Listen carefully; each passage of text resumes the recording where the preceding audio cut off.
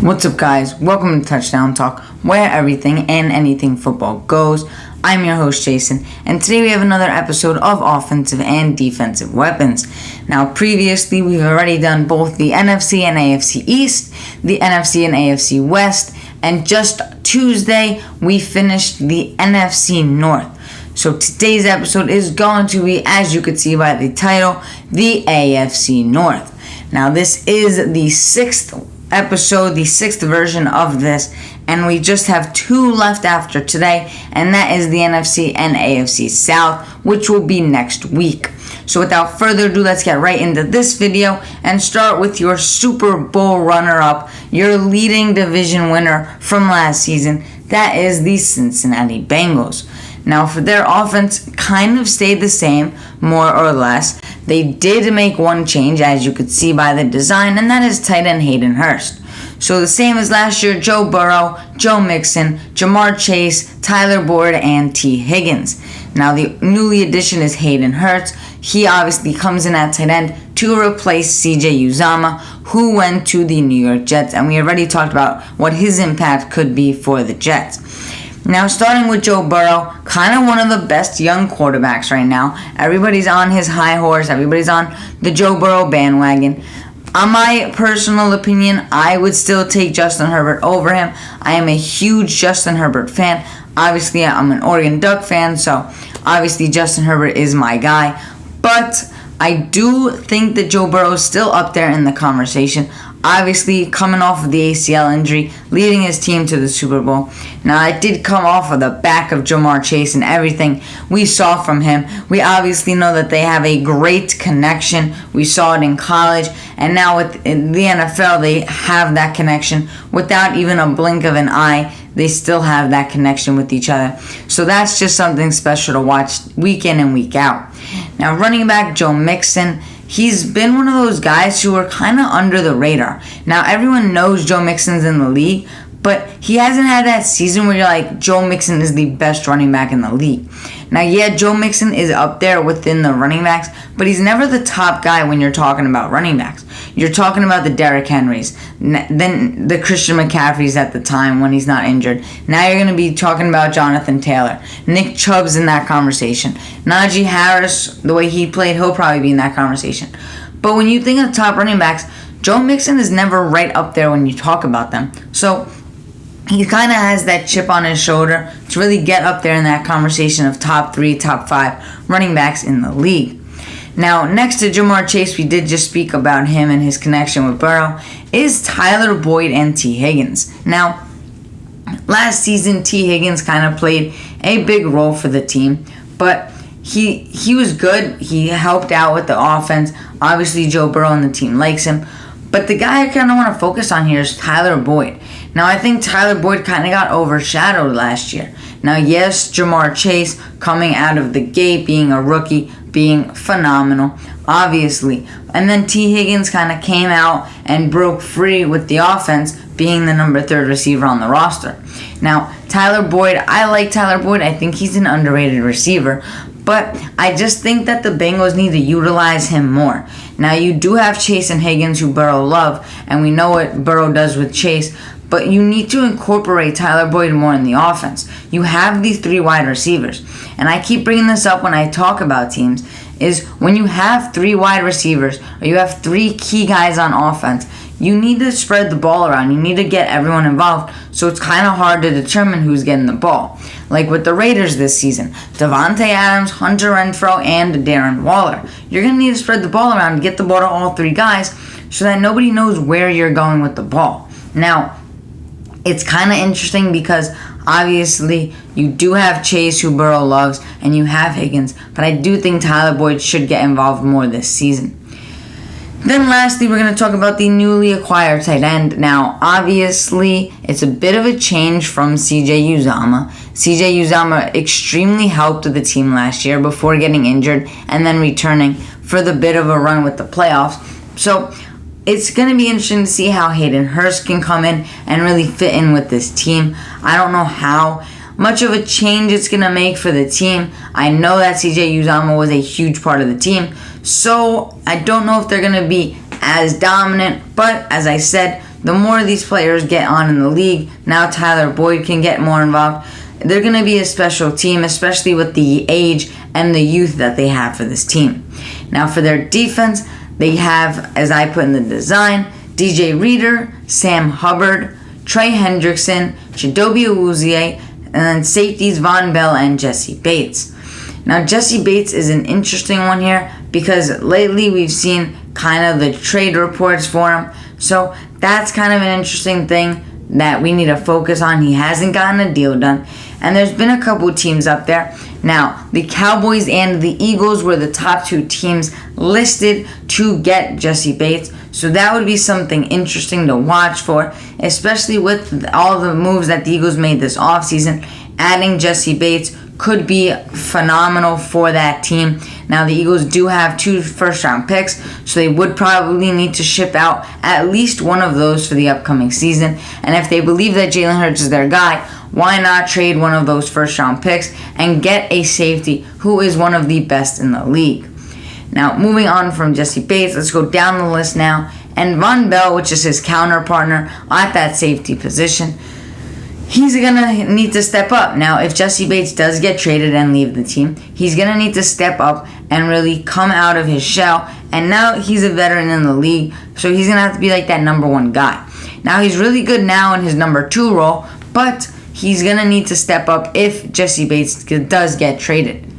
Now, moving on to corner, I only have one corner here, and that is Chidobe Awuzie. Now, Awuzie previously played for the Dallas Cowboys, now moving on to the Cincinnati Bengals, and kind of played a big role last year. We know that the Eagles had Eli Apple, but Eli Apple is not a great corner. Like, we saw what happened in the Super Bowl. We saw how bad Eli Apple was with the Giants. So, a bit of a change for Apple with the Bengals. But Chidobe Awuzie is going to need to kind of step up into his own and be that number 1 corner for the Bengals, so that way their defense can succeed.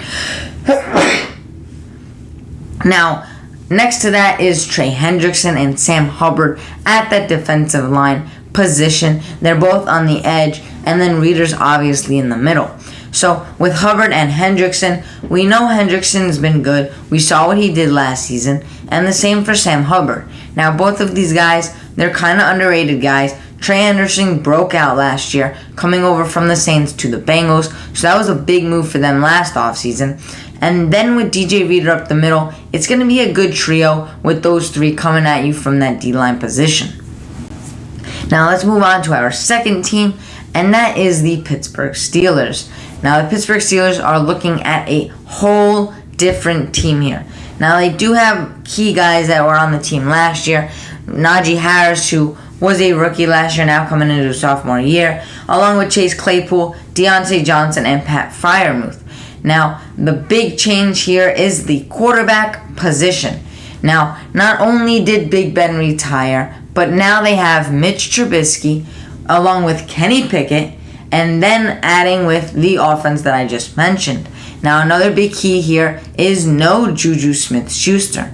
Now, Juju has been a key player for that Steelers team, dating back to when he was the number 2 behind Antonio Brown, where he did get 1,000 receiving yard season.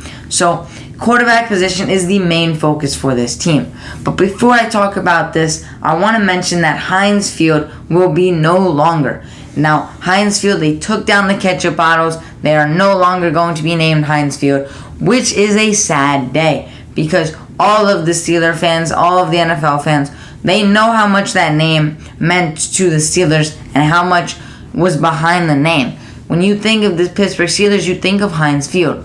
And I've always wanted to go to Heinz Field to watch a Pittsburgh Steelers game, and I'm never going to get the chance to because now it won't be Heinz Field. Now, yes, if I do go to Pittsburgh and I go to the new stadium, Acrisure Stadium, it's going to be a bit different, but just the authenticity and what was behind the name and how much it stood for with the Steelers for such a long time, that's going to be the huge difference maker for the stadium and for fans if you are a Pittsburgh Steelers fan. So if you are a Pittsburgh Steelers fan, drop in the comments how you feel about the name change and what you would have named it if you had to rename it. But let's get right back into your offense for the Pittsburgh Steelers. We did talk about the quarterback position a bit, and that's because it's a bit different. Because not only do you have two new quarterbacks, but you don't have Big Ben. Now, Big Ben was a huge part to the team. Big Ben was one of the biggest players in Steelers history, probably the best quarterback of the Pittsburgh Steelers history. Now, you could argue Terry Bradshaw, but Big Ben just played a whole nother role for that team. So it's going to be interesting to see how they can shift from Big Ben and all of their winning seasons and see if they can continue that streak. Now, Mike Tomlin has never had a losing season with the Steelers, and that is because of Big Ben. So now, Mitch Trubisky and Kenny Pickett competing for that job. It's going to be interesting to see who gets the job and why. Now, I personally think that Kenny Pickett will overthrow Mitch Trubisky for the starting role. But they did sign Trubisky for a reason. But they also drafted Kenny Pickett in the first round, which they haven't done ever. So, a long time since Pittsburgh drafted a quarterback in the first. So, it's going to be a very competitive battle this offseason in training camp to see who gets the starting role week 1. If I had to predict, I would say Trubisky gets it week 1 just because they signed him. But I do think if he does struggle early on, I think Kenny Pickett could come in very early in the season. Now, Najee Harris is one of the best players on this Pittsburgh Steelers offense, if not the best. Now, he burst out last season. I believe he had no fumbles, or he had one fumble really late in the year. And that was one of the biggest things for the Steelers, is they got a running back finally after not having one since Le'Veon Bell. Now, Le'Veon Bell was obviously one of the Steelers' best running backs. And to get rid of him and how that all unfolded, Najee Harris really came in and brought a new life to the Pittsburgh Steelers. Now, every time you think of the Steelers back in the day, you thought of the defense, the steel curtain, and the run game. But it hasn't been like that since Le'Veon Bell. So it's been quite a few years since Bell was with the team, and they've been kind of switching from running back to running back. They had James Conner for a few years. He left to go to Arizona. And then you bring in Najee Harris from the draft, who I really wanted to go to Pittsburgh. I predicted him to go to Pittsburgh. I wanted them to take him over Travis Etienne because I really liked the fit between Harris and the Steelers. So I do like the fit for Harris and the Steelers. I like what he's going to do, and I think he has a chance to be one of the best running backs in the league at the end of the season or in one more year. I think he is going to be in that conversation with your Derrick Henry and with Jonathan Taylor. Now moving on to your receivers, where you have Claypool and Deontay Johnson. They're really going to have to be the core of this offense. Now with Pickett and Trubisky, you're going to be seeing a lot of Najee Harris. Now, both quarterbacks new to the offense, and obviously Pickett is new to the league, but not new to the team. We know that Pickett was with Pittsburgh at college, so now he's just going from the left door to the right door, or vice versa. I don't know how it was set up in the picture, but it's basically the same facility. So he's going from the one door he went into, changing to the other door to go into the Steelers locker room and their facility. So, going to be really cool to see him do that for the first time. Obviously, a lot of excitement for Pickett, getting to stay home, not having to move, and really just being home and playing for his hometown team. Now, not his hometown team, but where he went to college. So, moving on to Deontay Johnson. He kind of broke out last year, but he did have a problem with the drops. Now, Johnson was a good receiver for the Steelers, don't get me wrong. I'm not a huge Deontay Johnson fan, but he did have his fair share of drops that cost the Steelers a few times. Now, with Deontay Johnson, it's something to watch because with this offense, we know Trubisky's not the most accurate quarterback. We know Trubisky's not the best quarterback. We don't know what we're getting from Kenny Pickett because he's a rookie. So, you're going to have to be better if you're Deontay Johnson and have less drops because you're going to have to help out your quarterback in any which way. Now, for the team, we know that not only is Trubisky new, but so is Pickett. So for these wide receivers, they're going to have to step up. And Pat Freiermuth going into his second year, he broke out last year, and we know how much Big Ben loves his tight ends, so obviously he was a huge part of the offense. Now, after that, we're going to move on to their defense and talk about a few new guys. Now, their veterans that they have are Cam Hayward and TJ Watt. They also have Devin Bush, Myles Jack, Levi Wallace, and Minkah Fitzpatrick. Now, starting with Cam Hayward and TJ Watt. TJ Watt is one of the best defensive players in the league. Now, he got defensive player last year, and I would put him number 2 defensive player in the league, right behind Aaron Donald right now. Now, yes, that is a bit of a stretch if you might think about it, but I do think that TJ Watt is right up there with Aaron Donald. Now, he doesn't have all of the trophies, all of the accomplishments that Aaron Donald has, but he is the leading sacker in all-time history. Now, he did get that record last season. Now, some people may argue it's with an asterisk because of the extra week, but that is how it's going to be for the rest of however long this goes. Now, in the future, they might extend it to 19, 20 games. We don't know. But for now, everyone's going to talk about the records, the asterisks, and how everything's going to come into play with that extra game. But Cam Hayward, obviously another veteran for that team, one of the best at his position, his respective position, at that defensive end position. They don't really have one guy who's at that defensive tackle position that just comes right up the middle at you, but Hayward's right at the DN position, so he lines up in a couple different spots, and he's really good. The team likes him. Offenses are scared of him, and when you see these two guys coming at you from the ends, you're going to be a bit scared. Now, Devin Bush is one of the guys who I have as a breakout for the Steelers. Now, I did do a different thing where I did do record predictions along with an offensive and defensive breakout candidate. So that will be a new series coming out after the offensive and defensive weapon series concludes next week.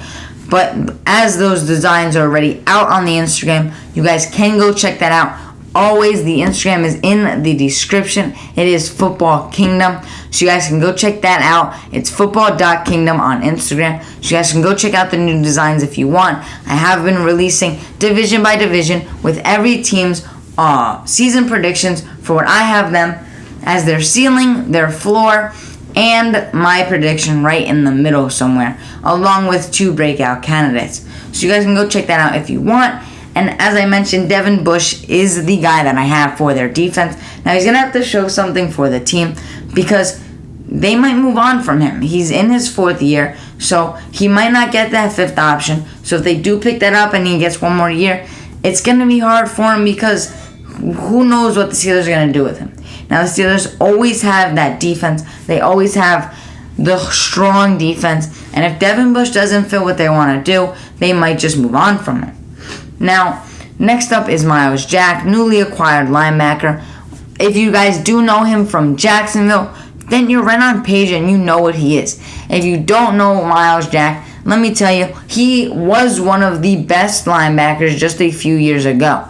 Now, when Jacksonville, I know if you're new, you might not know this, but Jacksonville did have Jalen Ramsey, A.J. Boye, Calais Campbell, Myles Jack. This was one of the best defenses just a few years ago in 2017 when they came up just a little bit short of making the Super Bowl behind quarterback Blake Bortles. Now, they did lose to the Patriots, who went on to lose the Super Bowl to the Philadelphia Eagles that season.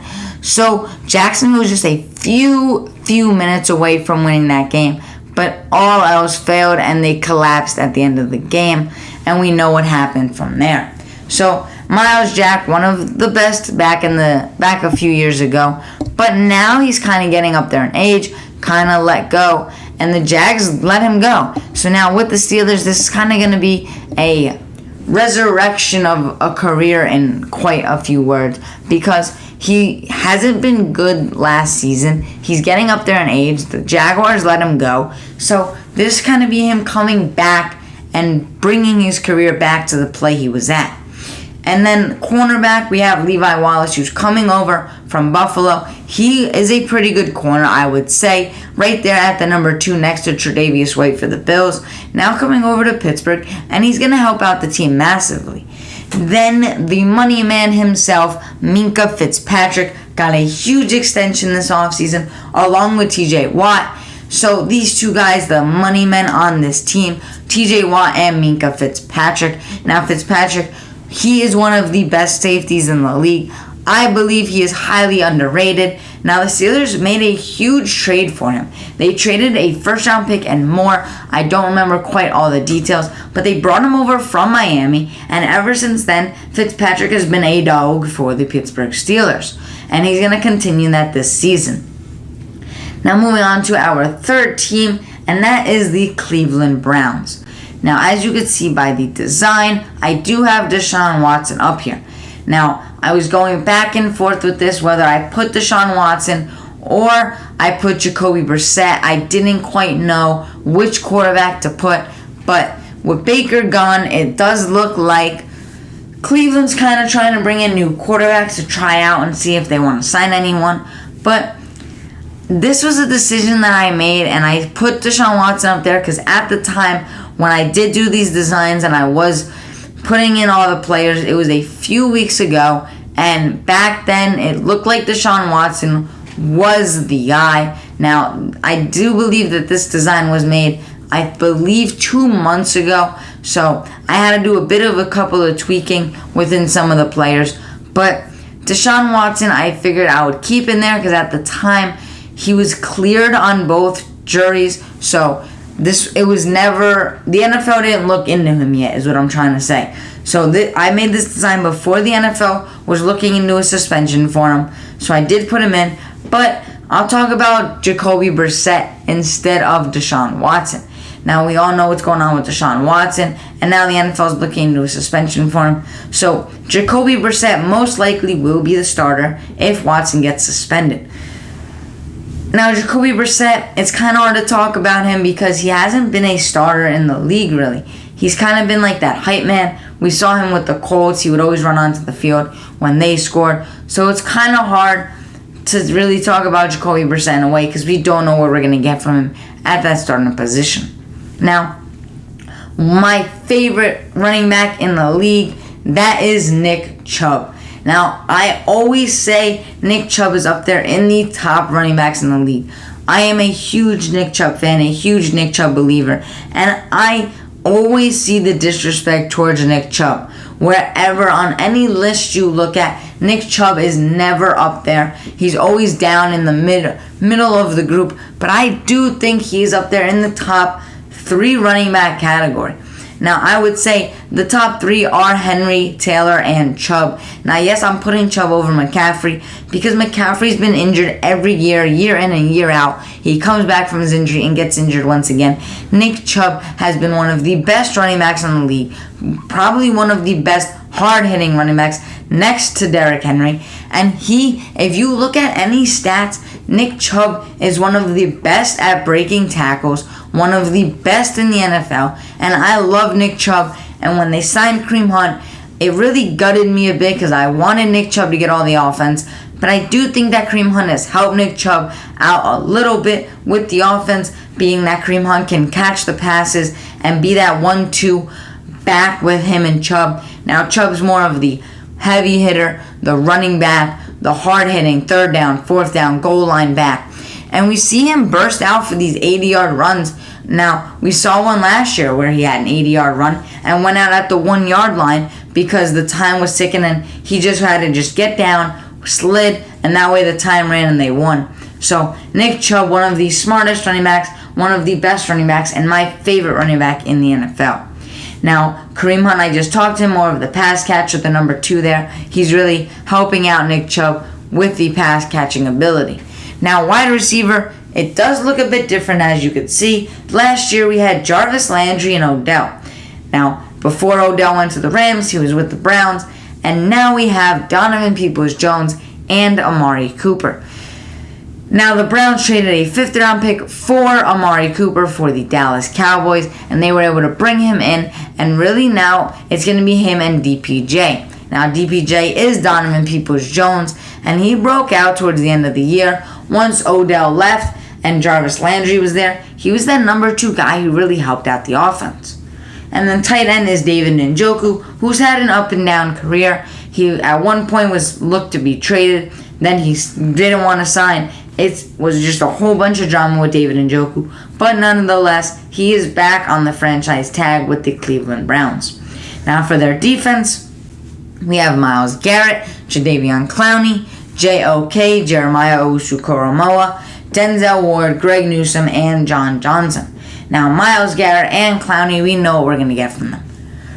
We know Myles Garrett's one of the best defensive players in the league at that defensive end position, along with other guys right there with him. Now Clowney, he's had an up and down career, moving on from a couple of teams here and there. He's had issues off the field, but nonetheless, he's back now with the Browns on another one-year deal to help out Myles Garrett.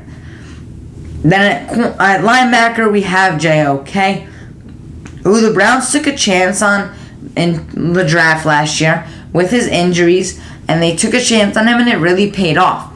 He had a good rookie season, and I look for him to have an even better sophomore year. Cornerback is Denzel Ward and Greg Newsome. Now, Denzel Ward, one of the best corners in the league, he's up there. He did have a great year last year. The Browns are lucky to have him, and he's going to really lead that defense out at that secondary position. Now, next to him is Greg Newsome, who also is kind of on the up and up for the Browns. It's really hard to look at their secondary because there's not a lot there, but then at safety is John Johnson. Now, moving on to our last team, and that is the Baltimore Ravens. Now, for the Ravens offense, it might look a little bit different than what you would have put, but I have Lamar Jackson, Patrick Ricard, J.K. Dobbins, Rashad Bateman, Devin Duvernay, and Mark Andrews. Now, if you look at this, yes, we have a fullback on the team. I believe this is the second team that we have a fullback for, the first being the San Francisco 49ers and Kyle Juszczyk. So Patrick Ricard makes it at the fullback position, and he's going to be that key guy for them, leading the blockers, getting into the red zone, and scoring the touchdowns when needed. Now for the receivers, now you might ask where Marquise Hollywood Brown is, and if you haven't been keeping up with the NFL lately, he is with the Arizona Cardinals, and the next man up is Devin Duvernay, who's kind of that return specialist, slot kind of guy who has the speed and shiftiness. Now, we're going to go back to the quarterback, and that is Lamar Jackson.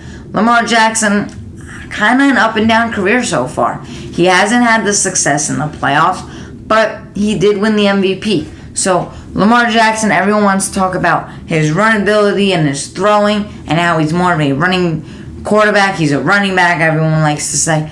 But Lamar Jackson is going to have to do something special this year if he wants to succeed with the Ravens. Now, I do believe Lamar is more of a run-first, pass-second quarterback. Now, I'm not going to go as far to say he's a running back, but I do think that Lamar tends to look for a run prior to looking for a pass.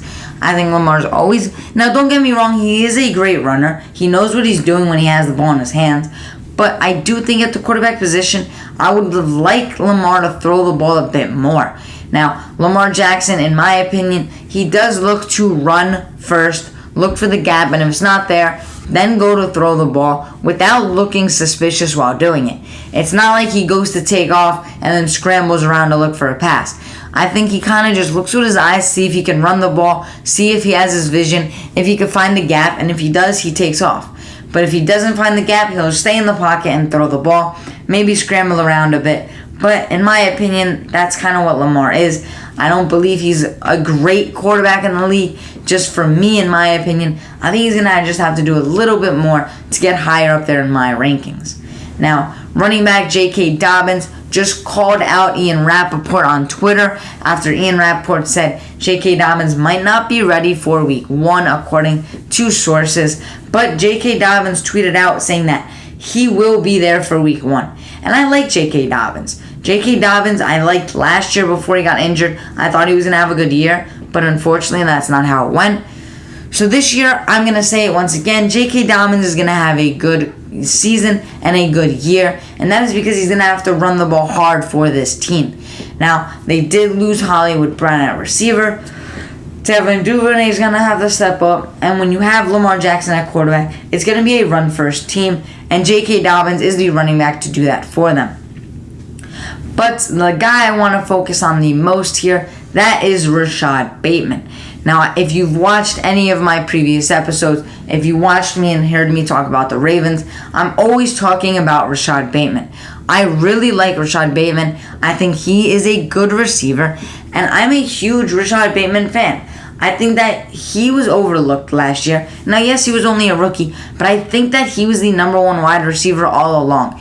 I said right as he got drafted, I said he is the Ravens' number one receiver, not Hollywood Brown. Now, I don't believe Hollywood Brown is a number one wide receiver. I don't think he's a true number one wide receiver, but I did say Rashad Bateman is, and I'm going to stick by that all through and through with Rashad Bateman. I said it once and I'll say it again. Rashad Bateman is a true number one wide receiver, and Marquise Hollywood Brown is not. That is why last year I said, Rashad Bateman, why isn't he getting the ball more? I watched one Raven game where Lamar threw him the ball 6 times in one drive, and he caught all of them, driving them right down the field for a touchdown. Now, he didn't score the touchdown, Mark Andrews did, but he got the ball all day long on that drive. 6 times on that drive, Lamar connected with him. But that was the only time in the game he got the ball. And it was really frustrating for me to watch, because I was like, you see what you have here in a wide receiver. You see what he just did for you on this drive. 6 catches.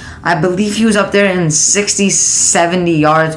And he was getting the ball, running down the field. He broke a tackle. He found a gap when running with the ball. And I think that this year, he is the number one wide receiver. There's no arguing about it. He is going to get the ball, and he's going to have a breakout year. Now, lastly, but certainly not least, is Mark Andrews. Now, we all know Lamar Jackson loves Mark Andrews. If you watch any Ravens games, if you watch games when they're on TV, they're on primetime, or if you're watching Red Zone, or if you're just a Baltimore Ravens fan watching the game, you know Lamar is looking for Mark Andrews. Now, don't get me wrong, Mark Andrews is one of the best safeties in the league. I have him up there in the top 5, but Lamar Jackson's going to need to look out more. He's going to need to open up more to his other guys. But Mark Andrews, one of the best tight ends in the league, one of Lamar Jackson's, if not Lamar Jackson's, favorite weapon. So he's going to have another good year. And with Lamar Jackson at quarterback, they're obviously going to continue to build their chemistry. Now, lastly, this is going to conclude with the Baltimore Ravens defense. Now, for their defense, I have Calais Campbell, Marlon Humphrey, Marcus Peters, Kyle Hamilton, Marcus Williams, and I'm sorry if I mispronounce his name, but I believe it's Odafe Owe. Now, I do know on Good Morning Football, Peter Schrager mispronounced his name about 6-7 times, and then there was a video from the Ravens telling him how to pronounce his name. So, I do apologize if I did pronounce his name wrong. It's kind of hard for me to pronounce. But I believe he's going to have a good year. Owe, I believe, is going to have a good year for the Ravens. I think he's going to have to help out that Ravens team, and especially at the defensive line, defensive end position, he's going to have to play extremely well. And what better guy to learn from than the veteran himself, Calais Campbell. Now, I mentioned Calais Campbell with the Jaguars, but now he's more of a veteran in the league. He's been in the league for a while now, and he's one of the best at his positions, as he has been.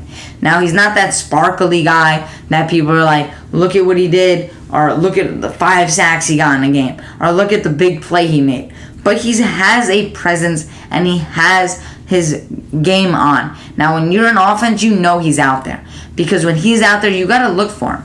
And when you look for a guy like that, it leaves the way open for other defensive players at the D-line position, at the tackle position, the edge position, the linebacker position. All these guys come together because when you have one guy who they focus on, the other guys around him are able to play as one to come together and get to the quarterback, cause pressure, cause turnovers, all of that. But their best position here is their secondary. Now, for their secondary, they have 2 of the best corners. That is Marlon Humphreys and Marcus Peters. Now, both of these guys went down with injuries last year during a practice that the Ravens had to shut down after Peters and another player tore their ACL. Now, Marlon Humphreys also got injured, so this is kind of a revenge season for this defense. This is kind of a comeback season for this team. Lamar Jackson was injured. J.K. Dobbins was injured. Humphreys was injured. Peters was injured. So it's kind of a new look defense, especially at the safety position where both guys are new with Kyle Hamilton and Marcus Williams. Now, going back to Humphries and Peters, two of the best corners in the league. They are top 3, top 5 cornerback tandem, wherever you want to rank them. So they're up there with the best tandems in the league at the cornerback position, and they're going to be really good together this year, and especially with the help that they have behind them, rookie Kyle Hamilton and veteran from the Saints, Marcus Williams. Now, these two guys are going to be good for this team, and these four together might just be one of the best secondaries in the league. When you look at defenses, there aren't a lot of teams who have two great corners and two good safeties. Now, we don't know what we're getting from Kyle Hamilton because he is a rookie, but I do believe he's going to be able to learn from Marcus Williams. He's going to be good in his career, and learning from a guy like Marcus Williams, they're going to connect, they're going to bounce off of each other, and this defense, this secondary, is going to play extremely well this upcoming season. So without further ado, that is going to be it for this video. Now, episode 7 and 8 will be out next week on Tuesday and Thursday, and that will be our last two, the NFC and AFC South. Now, as I mentioned earlier in this episode, following that the next week, we'll start my season prediction video where I will go division by division just like I did for this, but with the season predictions and kind of why I felt the way I did about some of these teams and why I did have the record predictions that I had. So without further ado, that's going to be it for this video. If you guys did enjoy this video, drop a like, comment what you thought about my offensive and defensive weapons. And as always, if you did enjoy this video, if you do enjoy my content, I will see you guys next time.